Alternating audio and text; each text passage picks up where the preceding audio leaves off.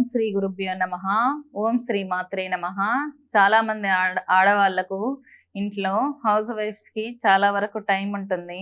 మీకు టైం ఉన్నప్పుడు ఇంట్లో దేవి ఖడ్గమాల పారాయణం చేస్తే, కుంకుమార్చన చేస్తే శ్రీచక్రానికి నవావరణ అర్చన చేసినటువంటి ఫలితం అనేది దక్కుతుంది.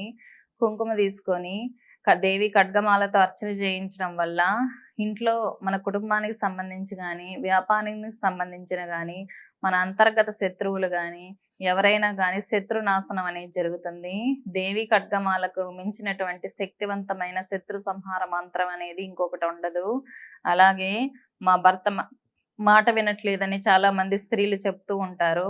అటువంటి స్త్రీలు శుక్రవారం పూట కానీ, మంగళవారం పూట కానీ లలితా సహస్రనామాలు పారాయణం చేసి ఆ కుంకుమని ధరించడం ద్వారా భర్త అనేవాడు భార్యగా ఆకర్షితులవుతారు. కాబట్టి ఎవరైతే దేవి ఖడ్గమాల కానీ, లలితాదేవి సహస్రనామం కానీ పారాయణం చేస్తారో అటువంటి కుటుంబం అనేది చాలా సుభిక్షంగా ఉంటుంది.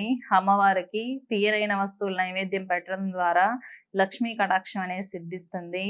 అలాగే శ్రీ లక్ష్మీ అష్టోత్తరాలతో కుంకుమార్చన చేయడం ద్వారా అఖండమైన ఐశ్వర్యం లభిస్తుంది.